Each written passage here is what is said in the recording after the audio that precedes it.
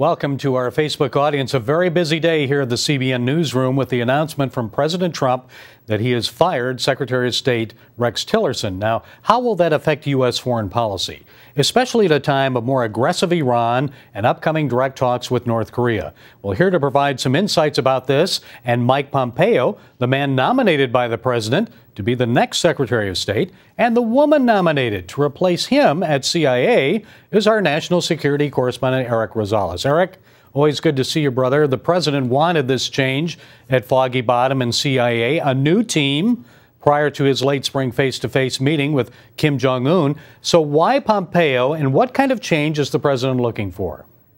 Well, this is actually a very good change, and the timing of it couldn't have been any better. I mean, we're dealing with tariffs right now. We're dealing with North Korea and the negotiations that are taking place with North Korea. That is something that Tillerson was never on the table with when we looked at this. Tillerson always had odds for months with President Trump over the North Korean, the handling of that situation. And Pompeo is just a tremendous pick, and it's a tremendous pick for evangelical Christians as well. I mean, he is very pro-Israel.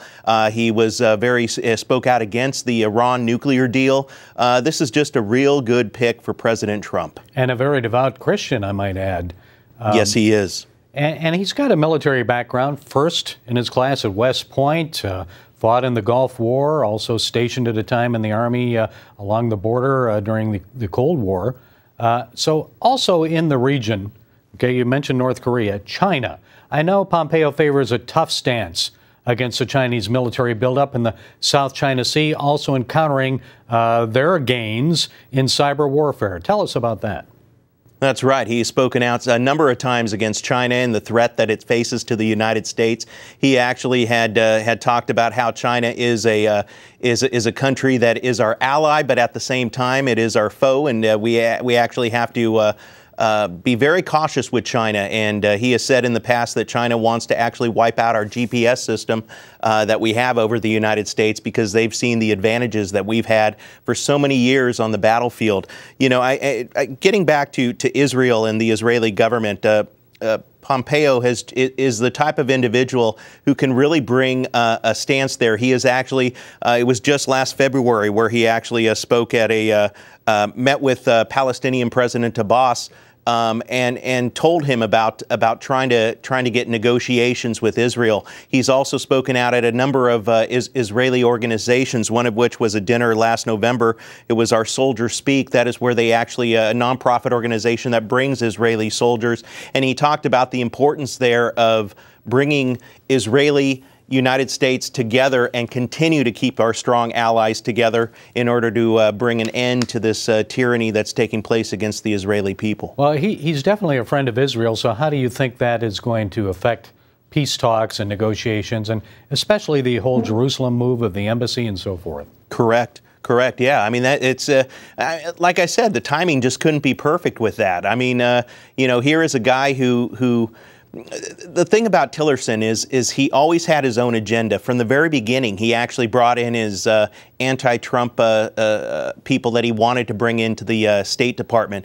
And he got a lot of flack from that, from President Trump. And he actually dug his heels in to the point where he said, well, I'm going to go if these people are not going to be allowed to work in the State Department. And in the end, they did bring him into the State Department, but it did bring a big kind of a divide between him and the president, and it's important to note that Pompeo is the face. I mean, he is the third largest representative of our nation, and he is literally the voice for the White House to be able to bring it out there to the foreign countries.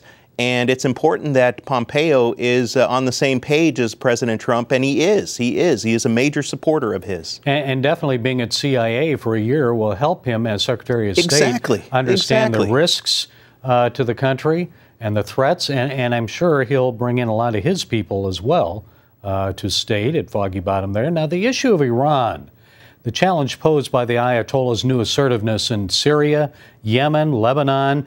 What does Pompeo bring to the table on Iran? Well, I think he actually brings to the table an understanding of what's going on in the situation out there. We see what's happening right now with the persecution of Christians in the area, and that is good for bringing somebody who actually knows the area well, who is like you said, his CIA background is going to be able to help him not only work with other foreign dignitaries, but he knows the inner workings of those dignitaries of those foreign countries and exactly ways to go about getting things done for the White House and just working side by side with President Trump. And I know the president has always said that he felt this nuclear deal with Iran was the worst deal the United States has ever negotiated. I think Pompeo thinks the same way. Yes, he does. What do you know about that?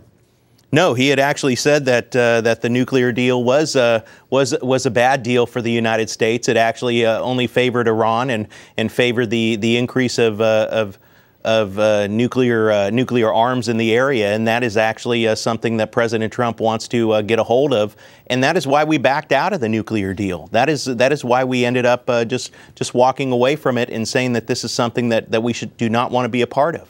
Even though we still say that we think they're abiding by the terms. Exactly, exactly. Now, how about Russia? How might Pompeo at state affect relations with Putin? I know he favored the economic sanctions against Russia. He did favor the economic sanctions against Russia. We have, especially with Vladimir Putin just recently talking about his hypersonic missile that can end up hitting the United States. No, I mean, this is something that has been very tough for the United States to swallow. But at the same time, Tillerson has just been kind of just sitting back and not necessarily even dealing with this Russia incident. And Pompeo will actually be able to go directly to Putin and deal with him. And there will be a lot to talk about, especially on Syria and so forth. Yes, exactly, sir. Before we finish talking about Pompeo, because I want to ask you about the woman that's been nominated to be CIA director. Finally, on Pompeo, Mike Pompeo, he's a devout Christian, isn't he? Tell us a little bit about that. Yes, he is. He is a devout Christian. He actually even held a Bible study inside the White House. We are actually talking with members of the Bible study committee that takes place inside the White House today, and getting their thoughts on Pompeo as being picked as Secretary of State. It's going to be a really good thing. President Trump surrounds himself with we talked about with military personnel of generals and things like that, with McMaster's, but actually with now that Tillerson's out, he's going to be, you got to understand, Tillerson came from the private sector. He actually was ExxonMobil CEO. So with him coming from the outside area, Pompeo brings more of an inside view and more experience in dealing with other countries. He seems well-rounded, Eric, because he comes from a business background, of course, West Point and being in the military. Sure. A businessman who started his own businesses in Wichita, and then being at CIA, also serving in Congress. Well-rounded experience, business, government, intelligence, and a very intelligent guy. So we look forward to seeing what's going to happen there. What are your thoughts? You think he'll get confirmed?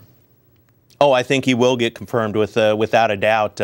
It's a process that the Democrats are really going to scrutinize, but at the same time, I believe in the end he will be confirmed as well. And finally, Eric, what can you tell us about the woman that President Trump chose to replace Pompeo at CIA, Gina Haspel? She's a 30-year career officer of the CIA. What more can you tell us about her? Well, this is a person who's actually been able to work her way up from the ground up, and she started off as a CIA agent, and she's worked her way through the administration, and she is one who has the support of the men and women of the CIA. I'm hearing that a lot of people actually are ecstatic about her becoming the next leader for the CIA, and that's something very good for the agency. As we know, the agency has had its black eyes over the years, and this is something where she can actually bring some real change. And it's great to see a woman in the top position there. As we all know, Hillary Clinton had recently said that President Trump actually hates women and degrades them and doesn't put them in any position of power. So this is just an example of how the left again was wrong on a situation like this once again. Well, it'd be great to see a woman there, wouldn't it? Yes, it will. Yeah, well, we hope she gets confirmed as well. So, Eric Rosales, I know you're on top of this, and you'll keep us informed. Thanks for joining us. We look forward to your story tomorrow on the 700 Club, and also our audience on Facebook.